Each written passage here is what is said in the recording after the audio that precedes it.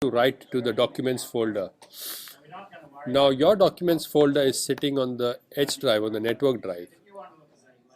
The problem is your games, if they don't get the speed, you will think that your game is not working even though the code is fine. You will try to debug it forever. So you need to give it speed.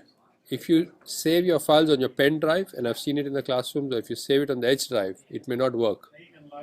Not because the code is not working, but because it's not fast enough to generate 60 frames per second over a network. Okay, so save your projects. I would recommend in the D drive. Make a folder for yourself, and in that folder, whenever you make a new project, make a subfolder. So I'm just going to make a new folder called IDM semester 1.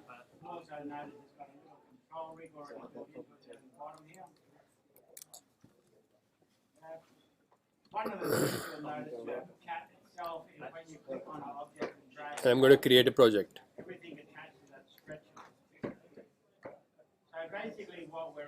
So I'm just going to check it's actually gone in Unity Learn.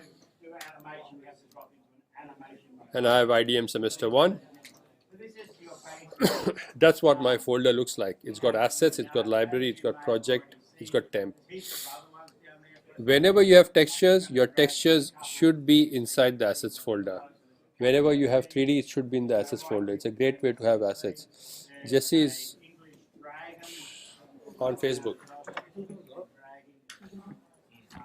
Okay, so this assets folder is where you're going to keep everything. And you should know where to find it. If you don't know where it is, just right click and say reveal in Finder or show in folder on a PC. It will show you where the folder is. Just like in HTML, there are certain folders. I make certain folders here. But before that, you see layout, I use the 2x3 layout. So if you want to see your screen the way I see my screen, you can just go 2x3, 4 split. There are different ways. You can go to the default layout. That's the default layout. I choose a 2x3. Works fine for me.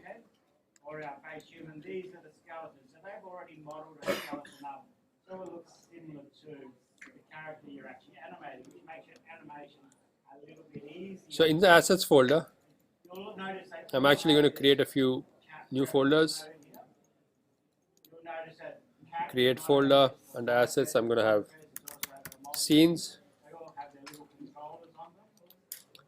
I'm going to create prefabs. Prefabs is anything that I want to prefabricate. You can call it anything. I'll create a folder called materials or textures. I'll just go images. It may have textures and it may have sprites. And I will have a folder called scripts, just to keep things organized. As long as everything is in the assets, it will work. This is just for being organized, nothing else. This is where 3D meets scripting. So you have a 3D environment and you get a default camera and a light. Even Max gives you a default camera and a light, but doesn't tell you, but it's there. Okay. So let's look at a few things. The most important menu that you'll be using all of the time. Actually, let me save this scene first. File, save scene. I'm going to save it under scenes. I'm going to save it under scenes. I'm going to call it lesson 1. Just go session 1, SC1, session 1, scene 1. So under scenes I've got SC1. The most important menu that you're going to use all the time is the game object create. So I'm just going to create a 3D object cube. Now when I click on this cube, I can change its name. I'm going to make this into a floor, so I'm just going to change it into a floor. Create floor. I've got the same things here. Move, rotate, scale, just like 3D Studio Max. I can even scale them from this properties dialog box here. I'm going to call this floor. If I move it, I'm just going to move it down. It's sitting at 0, so I'm going to move it at -2. The scale in Y, I'm going to make it 0.1, so it's flat. And the scale in X and Z, I want a floor, I'm just going to scale it up 10 by 10. So I got a floor.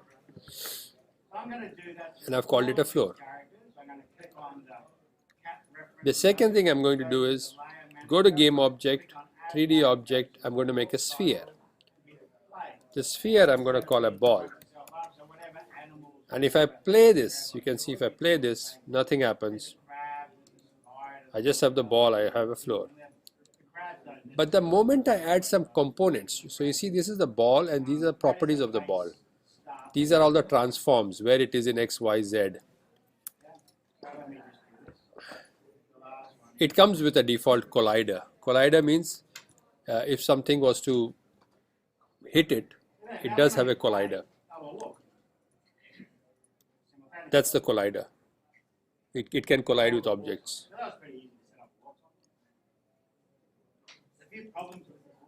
But it is not, it is staying in its place because it does not have gravity. It is not a rigid body yet. I'll reset the collider. I'm going to save it. I'm going to add a component called rigid body. If I just search for it, these are the various components that you can add. And somebody asked me a glow earlier on. There is a glow.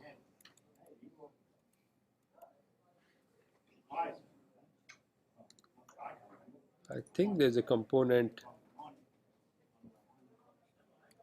glow. It's called halo. See that halo. So the many components. I can remove a component. I'm going to remove this component. I'm going to add the component rigid body. And you can see the rigid body has gravity. If I now play, I have this falling down. I'll add one more element. I'll start the ball from up here. Now bear in mind, if your play button is on and you make any changes to this, suppose I make any changes to this, when I come back here, it will go back. So sometimes the play is on and you try to make the floor a parent. Oh, I made the floor a child of the ball, but when I come back, it doesn't save it. In the play mode, any changes that you make are not saved. Under assets, I will create one more thing called as material or physic material. There's a physic material and I'll call it bouncy. I'll make the friction 0. I'll make the bounciness 0.8. I'll make the friction minimum and the bounciness maximum. Now this bounciness, I'm going to add it to the ball. So you see the ball has got a material here, physic material. But if I just drag it and drop it on the ball, it should automatically apply it. And now if I play it, I have this. I'm going to maximize on play. If I click maximize on play, this happens. So to start with, have a play with this, and that's the first video just to